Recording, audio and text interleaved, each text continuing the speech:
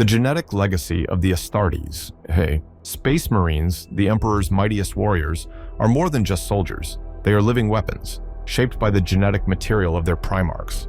Each Primarch was created by the Emperor as a godlike leader, destined to command a legion, and their genetic legacy endures in every Astartes through the gene seed.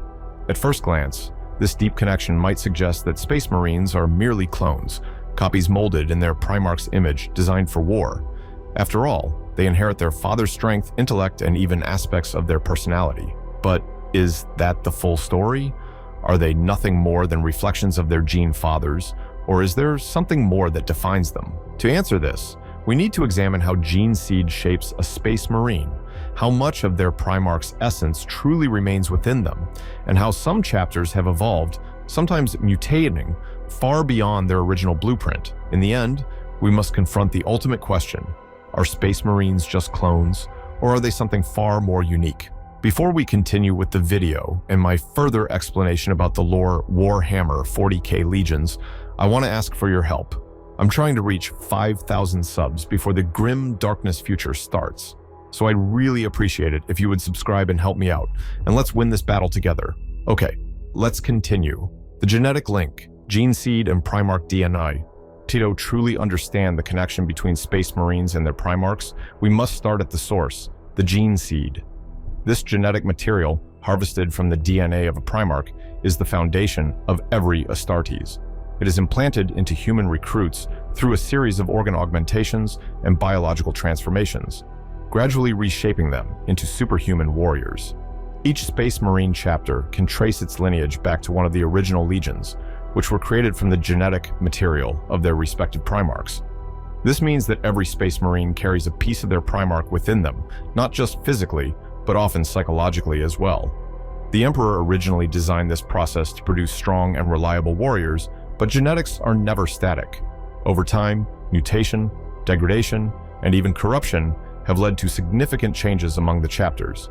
Despite the Adeptus Mechanicus's efforts to cultivate and monitor gene seed with precision, evolution is inevitable. Some chapters, like the Ultramarines, have remained remarkably stable, reflecting the noble and orderly nature of Robut Guilliman.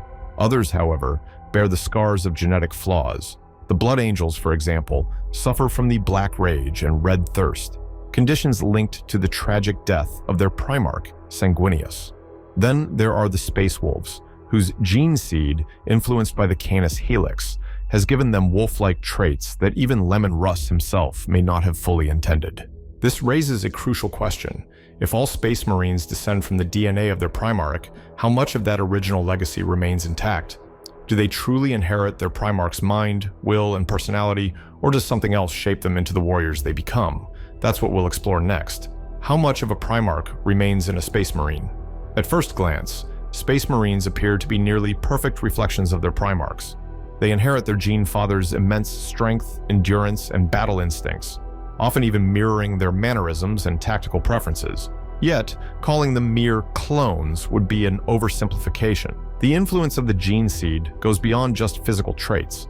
It also shapes a Marine's psychology. This genetic imprint subtly but powerfully molds their temperament and behavior, making them echoes of their Primarchs in ways they themselves might not fully realize. For example, the Salamanders, descended from Vulcan, have inherited his deep compassion and unwavering duty to humanity. In contrast, the sons of Rogel Dorn, such as the Imperial Fists, embody his iron-willed stubbornness and relentless determination. These traits are not simply taught, they are embedded within them at a fundamental level.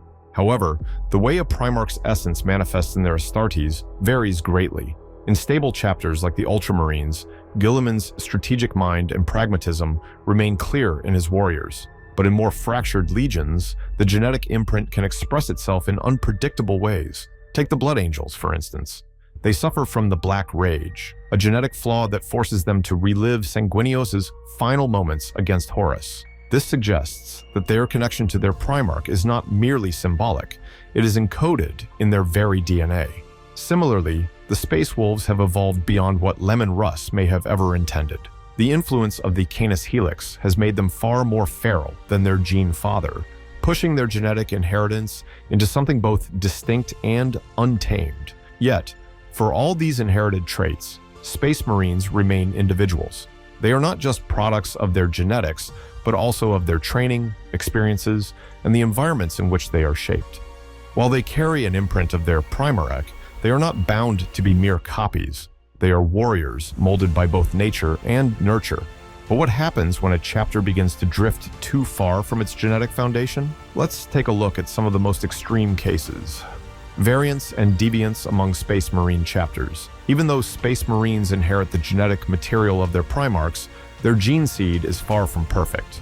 Over thousands of years, mutations, degradation, and environmental influences have caused many chapters to diverge, both physically and psychologically.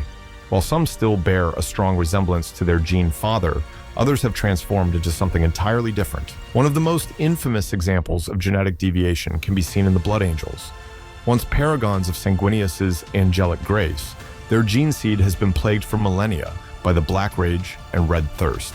This genetic flaw instills an overwhelming bloodlust, driving them to a predatory frenzy buried deep within their lineage. Worse still, those afflicted by the Black Rage experience visions of Sanguinius's final battle, believing themselves to be their fallen Primarch in his last moments. This mutation runs so deep that successor chapters, such as the Flesh-Tearers, suffer from it even more severely, leading to terrifying levels of battlefield violence. The Space Wolves, too, have evolved in ways that likely strayed beyond what was originally intended. The Canis Helix, designed to enhance their senses and combat instincts, has instead gifted them with bestial traits.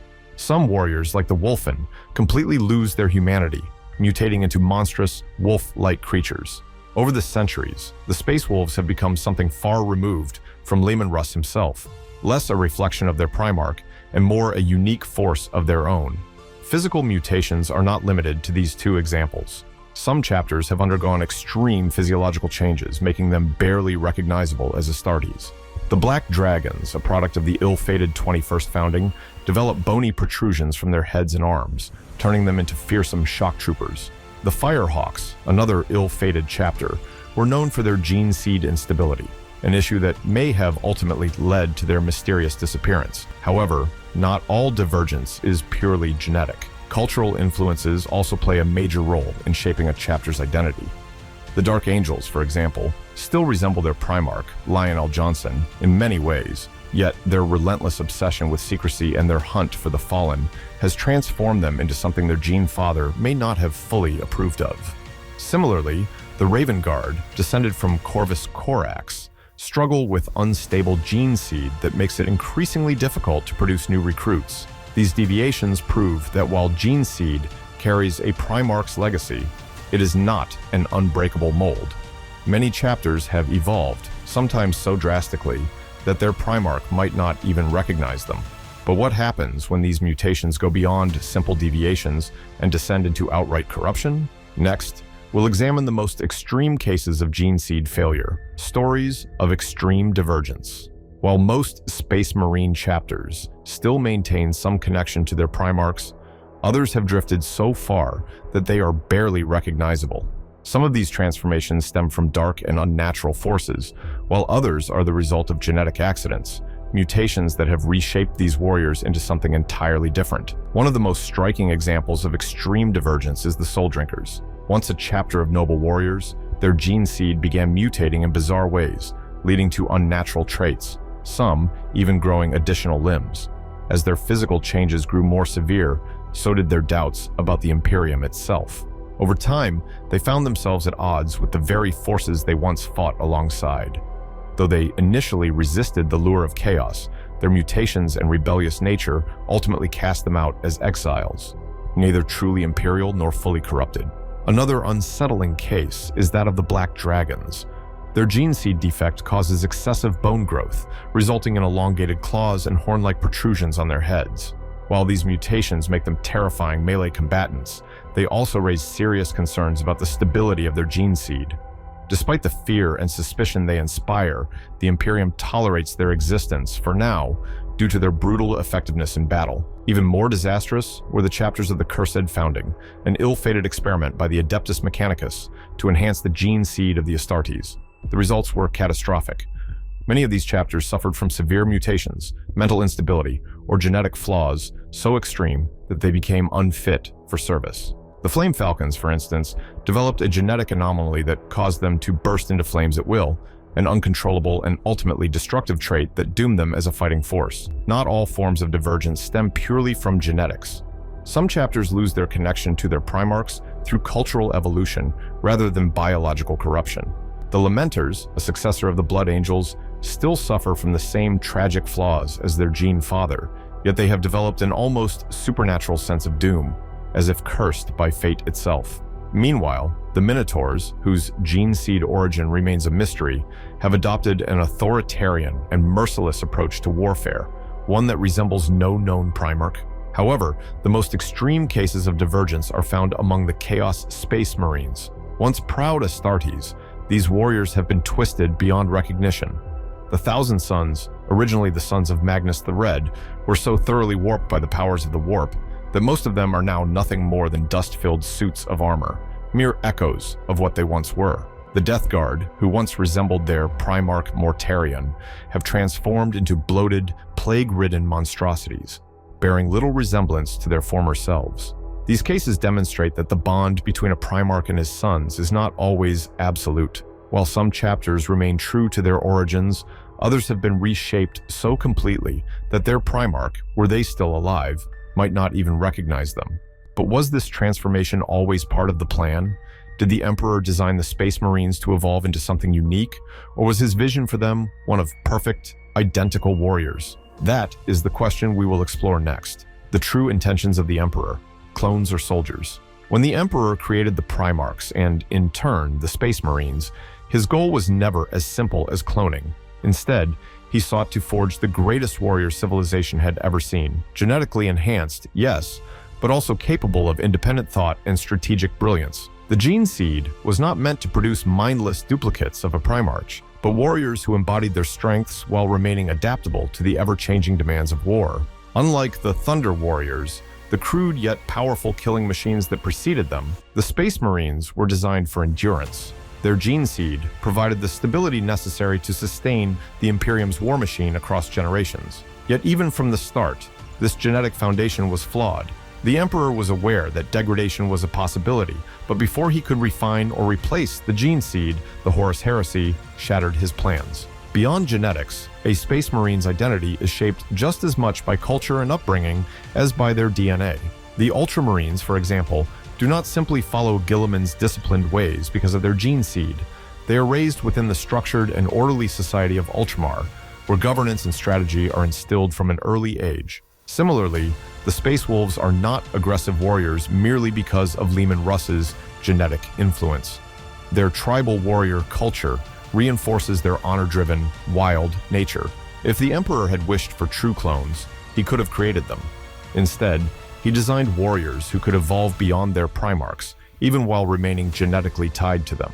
This explains why some chapters remain remarkably stable, while others develop unique psychological and physical traits that set them apart from their gene fathers. In the end, the Emperor's Space Marines were always meant to be something more than perfect replicas of their Primarchs. So, are Space Marines simply clones? After examining their genetic inheritance, the influence of gene seed, and the vast variations that have emerged over millennia, the answer becomes clear. Space Marines are not clones of their Primarchs. While they do inherit physical traits, combat instincts, and even psychological tendencies from their gene fathers, their identities are shaped by far more than just genetics. Mutation, cultural evolution, and environmental influences all play a role in defining a chapter. Some, like the Ultramarines, remain closely aligned with their Primarch's ideals, while others, like the Blood Angels, have developed mutations that make them unpredictable and volatile. In extreme cases, such as the Black Dragons or Chaos Space Marines, the link to their Primarch has become nearly unrecognizable. The Emperor never intended the Space Marines to be mere reflections of their Primarchs. Instead, he created warriors who could think, adapt, and evolve beyond the constraints of biology. Gene seed shapes a chapter, but it does not define it. Ultimately, a Space Marine is more than the sum of his genetics. He is a warrior, a brother, and a legend in his own right. Though the Primarchs may have been their fathers, the Space Marines have become something even greater, something more than their origins, something entirely their own.